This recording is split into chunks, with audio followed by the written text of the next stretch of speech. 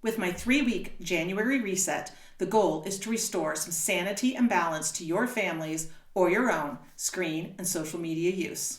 It's not about following a rigid set of rules. It's about making progress, and you get to decide which habits and behaviors you want to change. Then I'll help you create a plan to do so.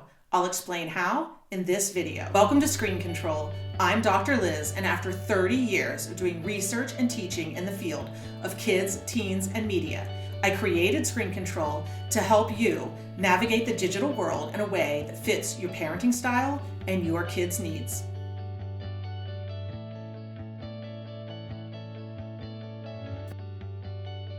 My January reset journey has 4 steps: review, pause, discuss, and reset.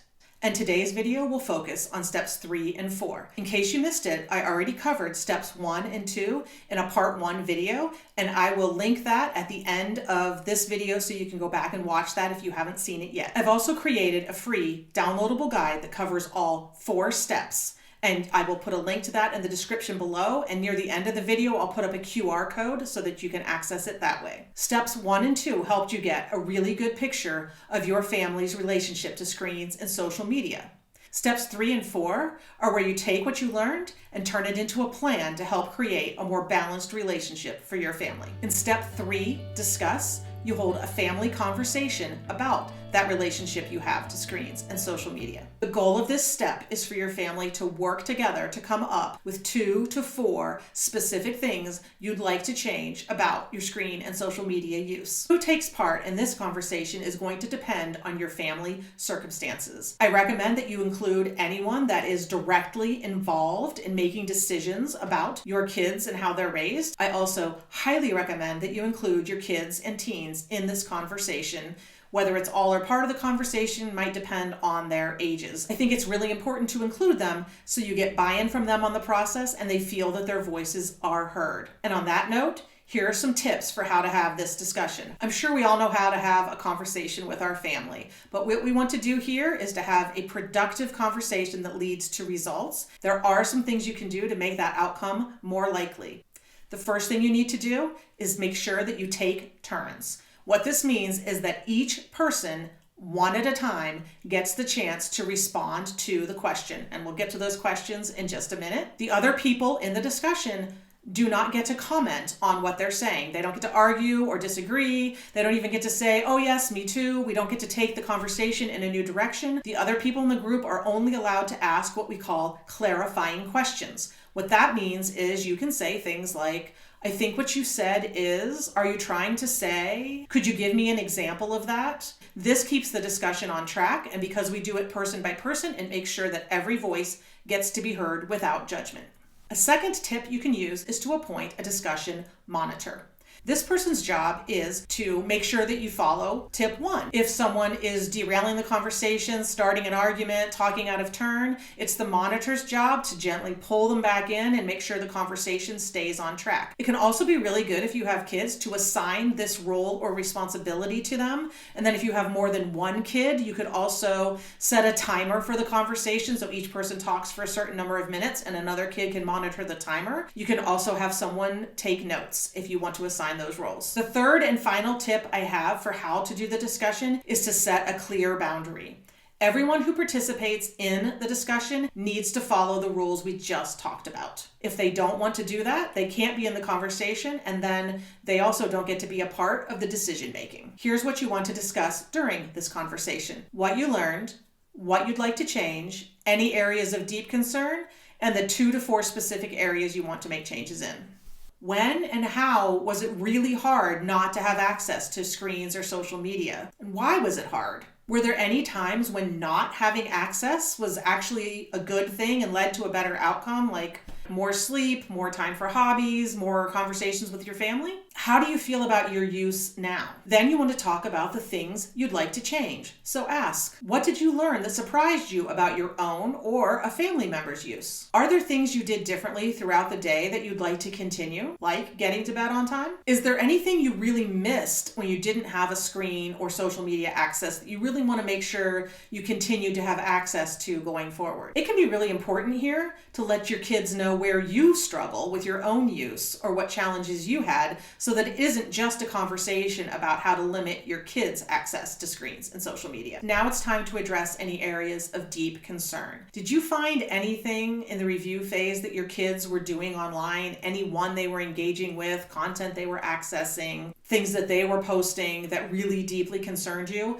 Now's the time to talk about that. Although most of this conversation is a group or family conversation, if this is something serious and it involves just one of your children, it might be better to have that conversation one-on-one, and it's probably a good idea to have a plan for how you're going to handle that, what consequences you're going to put into place for it before you have that part of the conversation. I'm being pretty vague here because there are all kinds of issues that come up. If you want some help with how to address a specific issue, be sure to leave a comment down below or contact me and we'll see if I can help you. So finally, in this discussion step, we want to come up with 2 to 4 specific things that you want to change. This should be something that everybody talks about and contributes to, and the changes that are made could apply to the whole family, to just the kids, or to a specific individual, depending on your circumstances. Keep in mind, we're not trying to fix everything here or follow a perfect set of rules. Start where you are and have this conversation about where you'd like to be and what it's going to take to get there. We're aiming for small adjustments that can make a big change right now. All right, once you have those 2 to 4 areas, we're going to make a plan to address them in step 4, the reset. At the start of this process, I promised that you would end with your own plan for how to address your family's screen and social media use. This is where we make that plan. I'm going to give you a set of guidelines on how to structure the plan and the types of rules and boundaries that you can set. The first guideline for making a plan is to use my digital driver's license approach. I've already discussed that in detail in another video, and I'll put a link to that at the end of this video. But the idea is that you monitor and nurture your children's screen and social media use. Let them develop skills gradually so that by the time they reach adulthood, they can manage it on their own. You get there by gradually increasing their access and independence while also gradually reducing your oversight over time. You get to decide what your boundaries, rules, and priorities are when it comes to your kids' screen and social media use. But you do need to set boundaries, enforce rules, and monitor their use. And of course, that also means that you need to set up consequences, and you should do that now for when they break your rules or push the boundaries too far. I don't really want you to think about these consequences as punishment.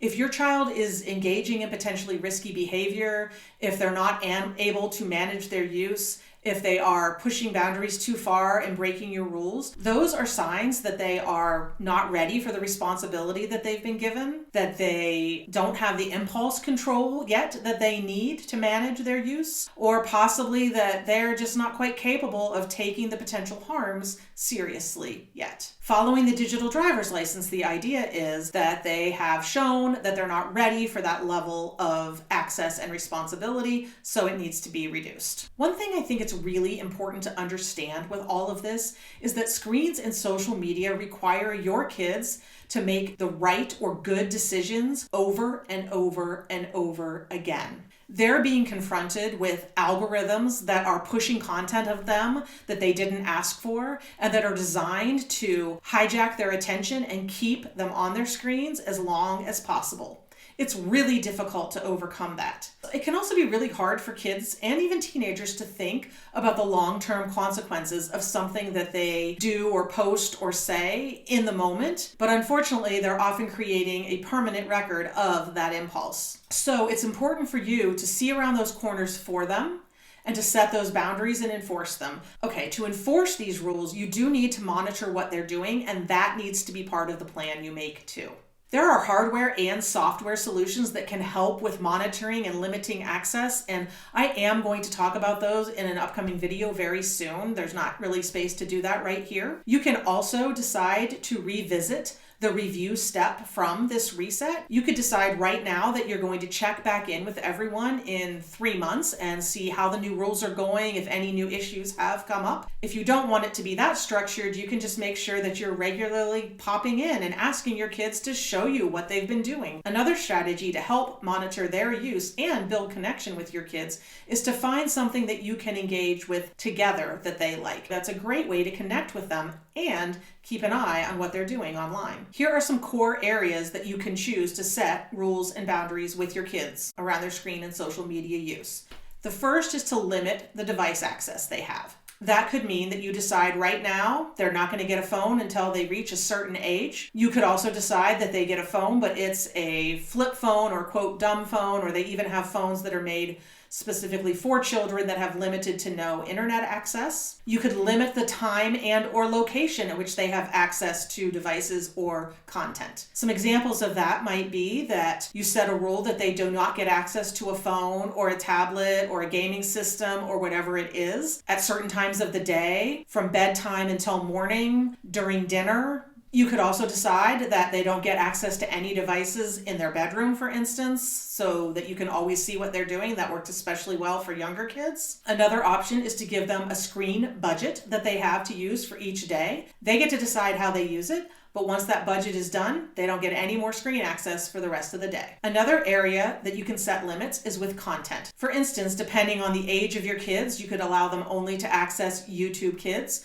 to only play games with certain lower ratings. You could not allow them to have a social media account until a certain age. If they do have social media, you could decide that their account has to be private and you have to approve anyone that they add as a follower or anyone they follow or friend. And finally, it's important to set some specific guidelines for your kids about what they should do if they encounter content that is objectionable, if someone creepy approaches them online, things like that. And you want to be as specific as you possibly can about this. It's really helpful, especially for young kids, but even for teenagers. If X happens, I want you to come to me immediately, put the device down and come and find me, close out of the app, whatever it is. You want to be very concrete and specific with them about what they should do. It's a much better chance that you'll get compliance with it. All right, folks, you now have everything you need to complete all 4 steps of this January reset. Remember, I've created a free downloadable workbook that you can use to go through all 4 steps. You can access it using the QR code on the screen right now or in the link in the description box below. If you haven't started the reset, but you're ready to now, go ahead and download that workbook and you can go. I'll put the link up here so that you can watch part 1 and get started. If you've already started, keep going. I'm so glad you're on the journey. Let me know if you have any questions or problems by commenting below. Thanks for being here, and I'll see you with a new video next week.